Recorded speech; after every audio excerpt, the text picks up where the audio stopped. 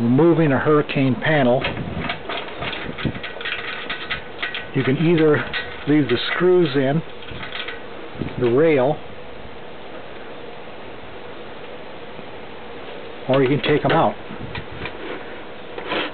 I leave the screws in because it just makes it easier, so I don't have to line them up again. But when you leave the screws in, like this one here, they'll become rusted over time. So what I do is I cut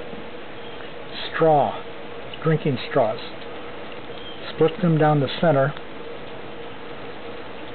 and cut them to length, and I slip them over the screws.